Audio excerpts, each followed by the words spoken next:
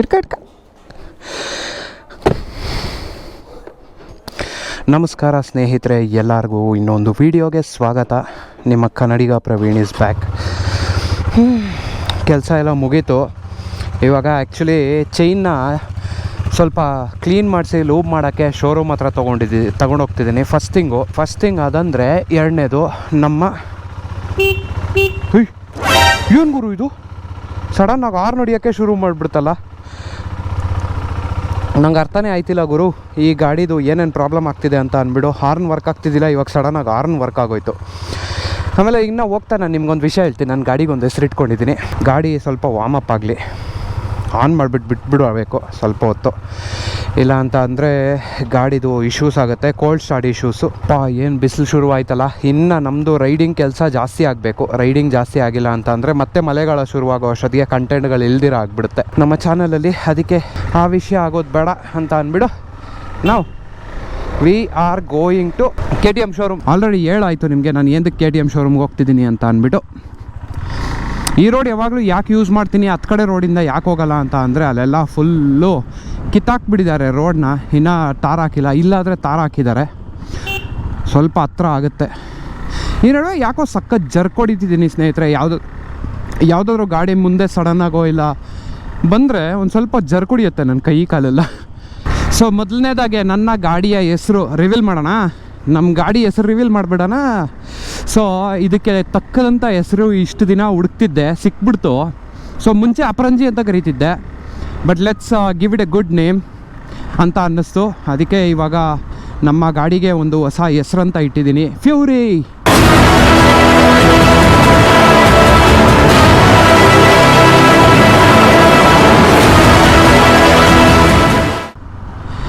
Fury ಅಂತ ನಮ್ಮ ಗಾಡಿ ಹೆಸರು. ಸೊ ಇನ್ಮೇಲಿಂದ ಗಾಡಿ ಅಂತ ಕರೆಯೋದಿಲ್ಲ, ಫ್ಯೂರಿ ಅಂತಲೇ ಕರಿಬೇಕು.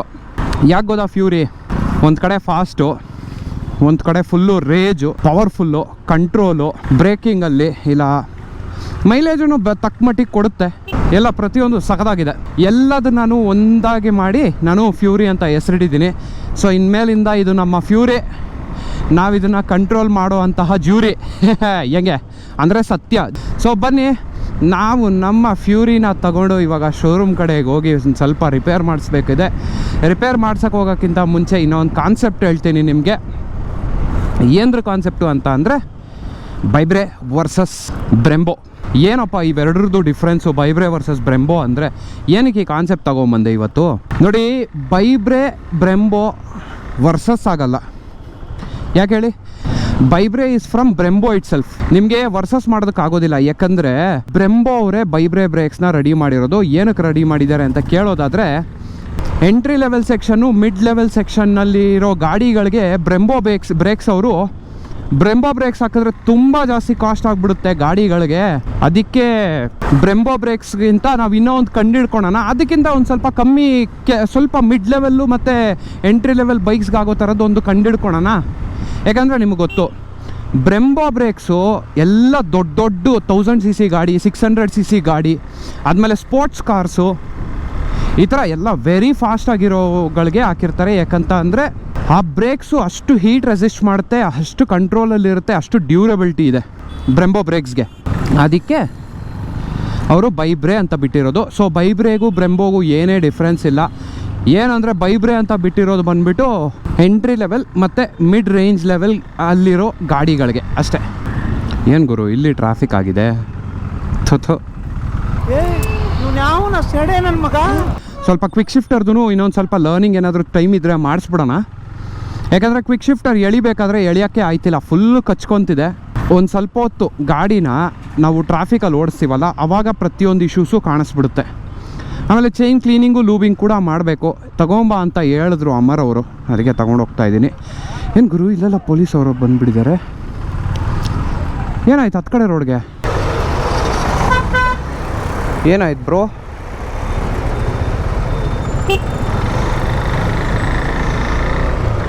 ಏನಾಯ್ತು ಗುರು?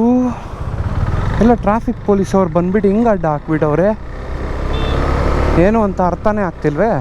ಹೊಸ್ದಾಗಿ ಏನೋ ಶುರು ಮಾಡಿದಾರಲ್ಲ, ಯಾಕೆ ಏನಾಯಿತು? ಆ ಥರ ಯಾವತ್ತೂ ಮಾಡಿಲ್ಲ, ಇತ್ತ ಕಡೆ ಅಂತೂ ಮಾಡೋ ಸೀನೇ ಇಲ್ಲ, ಆ ಥರ ಇಲ್ಲ. No idea Y.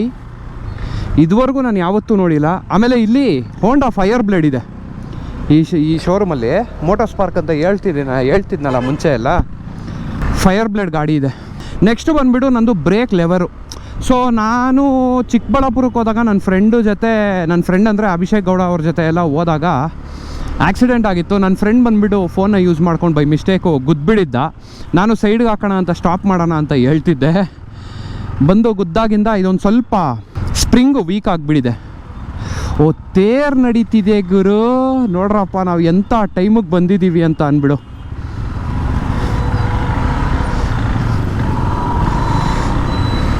ತೇರು, ವಾ ದೇವ್ರ ದರ್ಶನ. ಬೆಳಕು ಕತ್ಲಲ್ಲಿ ಕಾಣಿಸೋದೆಲ್ಲ ಬೆಳಕಲ್ಲ, ನಿಜ ಅಲ್ಲ ಅಂತ. ಬಾಳೆಹಣ್ಣಲ್ಲಿ ಹೊಡಿತವ್ರು ನೋಡಿ, ಅದು ಮೇಲ್ಗಡೆ ಕಳಶ ಇಟ್ಟಿರ್ತಾರಲ್ಲ ಅದಕ್ಕೆ ಹೊಡಿಬೇಕು, ಎಳಿತವ್ರೆಲ್ಲ. ಸೊ ಇದು one of the main reason. ಏನಕ್ಕೆ ಜನರಿಗೆ ಹೊಡಿಬೇಡ್ರು, ಮೇಲ್ಗಡೆ ಕಳಶಕ್ಕೆ ಹೊಡೀರು. ಎಷ್ಟು ಜನ ಪೊಲೀಸವರು, ಎಷ್ಟು ಜನರು, ನಾನು ಎಕ್ಸ್ಪೆಕ್ಟೇ ಮಾಡಿಲ್ಲ. ಇಲ್ಲಾಂದರೆ ಇದ್ರದ್ದೇ ಒಂದು ಸಪ್ರೇಟ್ ಲಾಗೇ ಇಟ್ಕೊಂಡ್ಬಿಡ್ತೀನಲ್ಲ ಗುರು. ನಮ್ಮ ಬನ್ನೇರುಘಟ್ಟ ತೇರು ಇದು.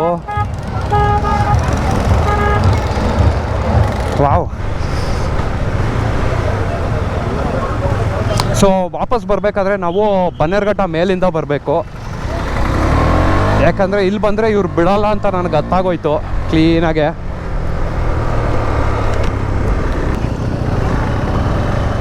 ಬಿಡಲ್ಲ ಅಂತ ಹೇಳ್ತವ್ರು 100%. ಅಲ್ಲ, ಅಲ್ಲಲ್ಲಿರೋ ಮನೆಗಳವ್ರನ್ನ ಮಾತ್ರ ಬಿಡ್ತಾರೆ.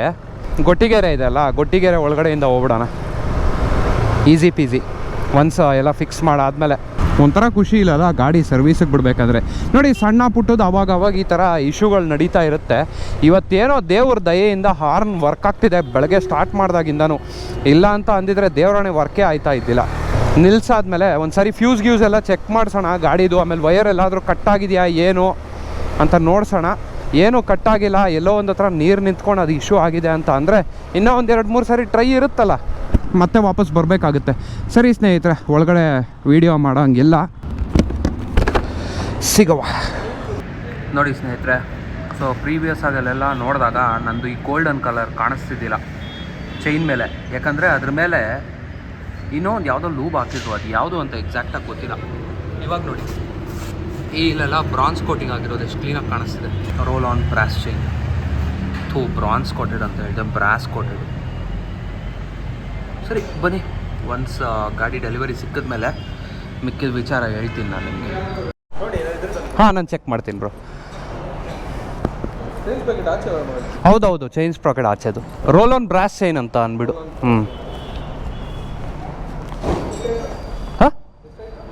3525 ರೂಪಾಯಿ. Best chain actually. ಸ್ಟಾಕ್ ಆದಮೇಲೆ ಇದನ್ನು ಹಾಕ್ಸ್ರೆ ಒಳ್ಳೆಯದು. ಆಲ್ ರೈಟ್ ಸ್ನೇಹಿತರೆ, ಇವಾಗ ನಮ್ಮದು ಗಾಡಿ ಎಲ್ಲ ರೆಡಿಯಾಗಿದೆ, ಹೋಗಮ್ಮ. ಸೊ ಕ್ಲಚ್ ಎಲ್ಲ ಕರೆಕ್ಟಾಗಿ ರೆಡಿ ಮಾಡಿಕೊಟ್ಟಿದ್ದಾರೆ, ಸೊ ತುಂಬ ಸಾಫ್ಟಾಗಿದೆ.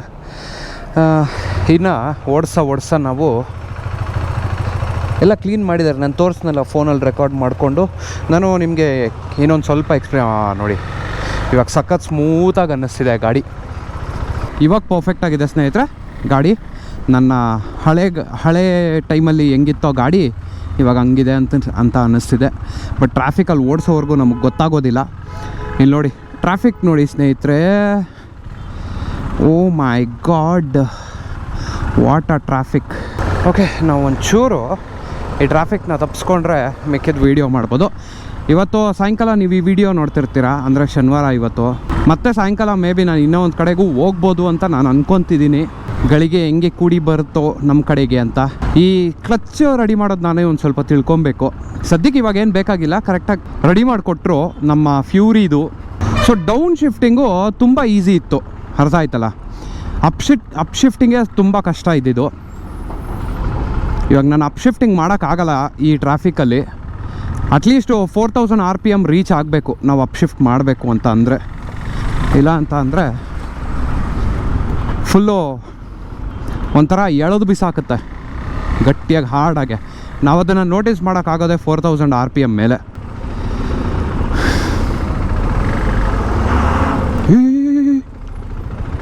ಇವಾಗ ಇಟ್ಟಿದ್ರೆ ಅಯ್ಯಪ್ಪ ಹೋಗೇ ಬಿಡ್ತಿದ್ದ ಅಲ್ಲ ಗುರು. ಪಿಜ್ಜಾ ಬಾಯ್ ಪಾಪ ಪಿಜ್ಜಾ ಕೆಲ್ಸಕ್ಕೆ ಮಣ್ಣು ಹಾಕೋ ಥರ ಆಗೋಗ್ಬಿಡುತ್ತೆ. ಆಮೇಲೆ ಯಾವ ಟೈಮಲ್ಲಿ ಬಂದರೂ ಯಾವಾಗಲೂ ಬೈಕೊಳೋದೇ ಆಗೋಯ್ತು. ಅಷ್ಟೇ, ನಾನು ಇನ್ನು ಬಿಟ್ಬಿಡ್ತೀನಿ ಈ ಟ್ರಾಫಿಕ್ ಬಗ್ಗೆ ಬೈಕೊಳೋದು. ಯಾಕಂದರೆ ಆಲ್ರೆಡಿ ಗೊತ್ತಿರೋ ವಿಷಯನೇ ಎಷ್ಟು ಸಾರಿ ಅಂತ ಮಾತಾಡಿ ಸಾಯೋದು ಅಲ್ವಾ. ಅಮ್ಮ ಗೇರ್ ಶಿಫ್ಟಿಂಗೇ ಆಗ್ತಿಲ್ಲ ನೋಡಿ. ಅಯ್ಯಪ್ಪ ಫುಲ್ಲು ಹೆವಿ ಎಳಿಬೇಕು ಹಂಗೆ ಹಾಕ್ಕೊಂಡು.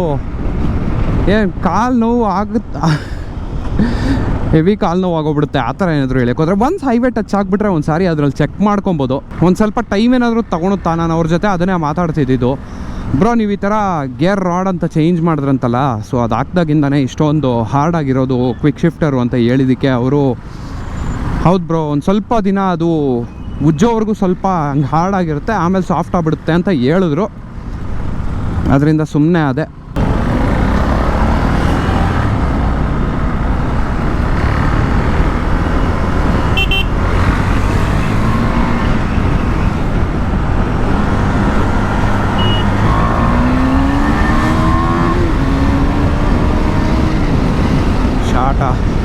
ಇಬ್ರು ರೋಡ್ನ ಕವರ್ ಮಾಡ್ಕೊಂಡು ಓಡಿಸ್ಕೊಂಡು ಹೋಯ್ತವ್ರೆ ಆಟೋ ಅವರು. ಸೆಂಟ್ರಲ್ ನುಗ್ಸ್ಕೊಂಡ್ಬಂದ್ಬಿಡೆ ಅಲ್ಲೊಂದು ಹತ್ರ ಗ್ಯಾಪ್ ಸಿಕ್ಕಿದ ತಕ್ಷಣ. ಆಮೇಲೆ ಮುಂದೆ ಟೈರು ಸೌದು ಬಿಟ್ಟಿದೆ, ಯಾವಾಗ ಮತ್ತೆ ಅದನ್ನು ಚೇಂಜ್ ಮಾಡಿಸ್ಬೇಕು ಅರ್ಥ ಆಗ್ತಿಲ್ಲ. ಪ್ರತಿಯೊಂದು ನೋಡ್ಕೋಬೇಕು.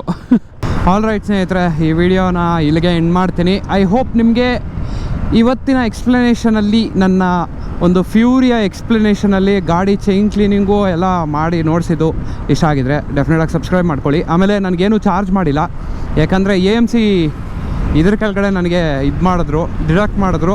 ಅದಕ್ಕೆ ನಾನೇನು ಪೇ ಮಾಡಿಲ್ಲ, ಹಂಗೆ ಬಂದೆ. Still thanks to KTM Bannerghatta service people. ಗಾಡಿನ ಕ್ಲೀನಾಗೆ ಚೆನ್ನಾಗಿ ಕೊಟ್ಟಿದ್ದಕ್ಕೆ, ಆಮೇಲೆ ಚೆನ್ನಾಗಿ ನೋಡ್ಕೊಂಡಿದ್ದಕ್ಕೆ. That's it for this video. If you guys enjoyed it, do not forget to smash that like button, hit the subscribe button. ಸ್ವಲ್ಪ ಇಂಗ್ಲೀಷಲ್ಲಿ ಕುಯ್ಯಾವ ಅಂತ ಹೇಳ್ತಾ ಸಿಗೋಣ ಮತ್ತೆ ಮುಂದಿನ ಎಪಿಸೋಡಲ್ಲಿ. ಬಾಯ್ ಬಾಯ್.